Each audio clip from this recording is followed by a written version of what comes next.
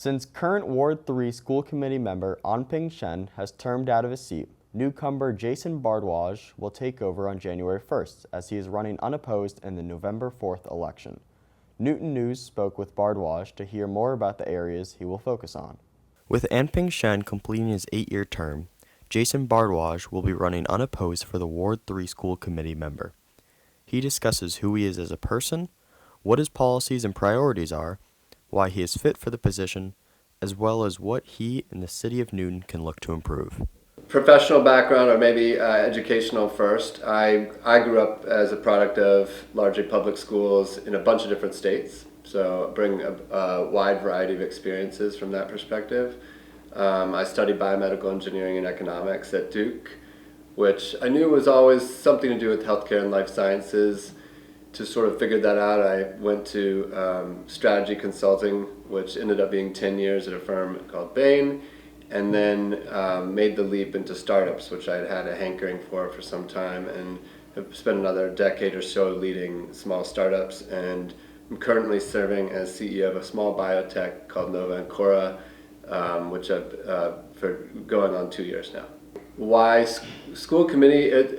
Kind of three main reasons. I mean, the biggest one, which I share with all the NPS parents, is having kids in the school. I have a rising second grader, rising fifth grader at Pierce Elementary, and you know, like for many of the parents who I talk to, you know, myself as well, like education was sort of formative in my family unit, and we certainly feel that, my wife and I, Shweta, feel that towards our kids, and so that was a big part of it. You know, as I psychoanalyze, I do think actually having educators in the family has something to do with like the passion for it. It kind of skipped me, but my brother is doing pre-K education. My mother is a second career teaches ESL.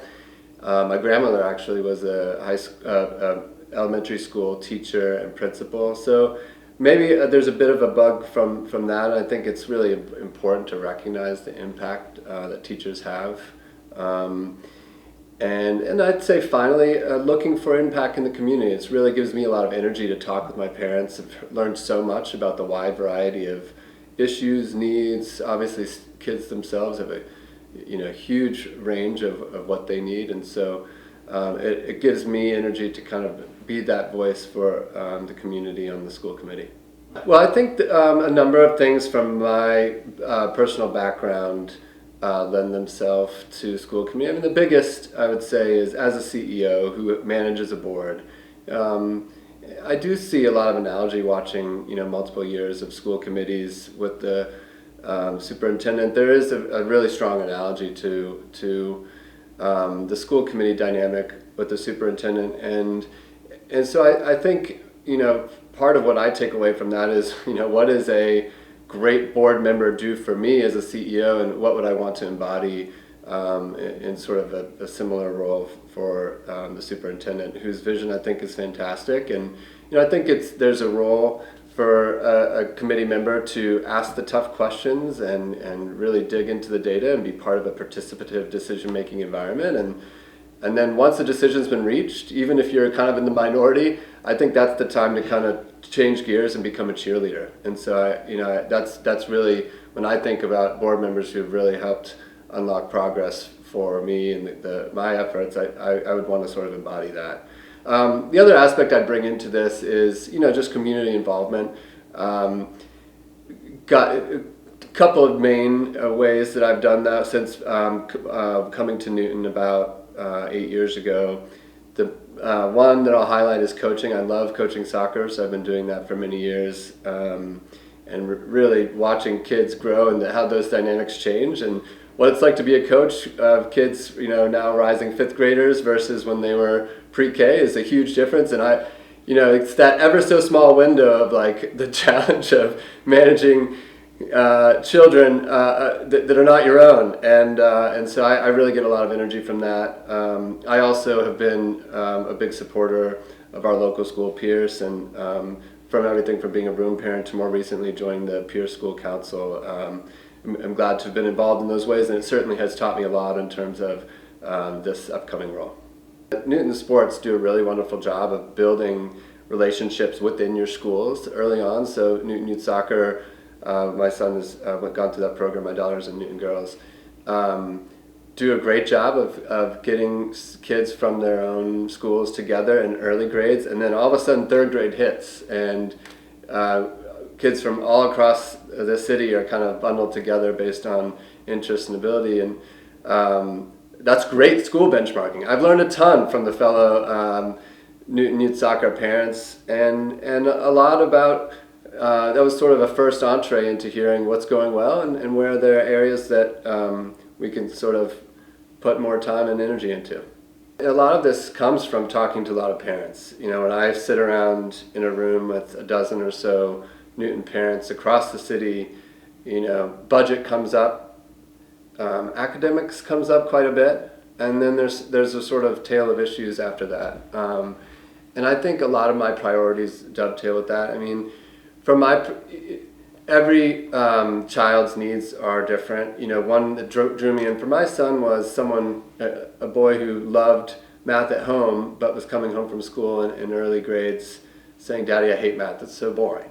You know, and I think that's worth unpacking. It's not about how can you speed through progress, but it really brought me into understanding where is curriculum. And I think one thing I've learned, and this goes back to the soccer analogy, is there are very different progressions happening across Newton in certain subjects, math being one that's been studied a lot recently.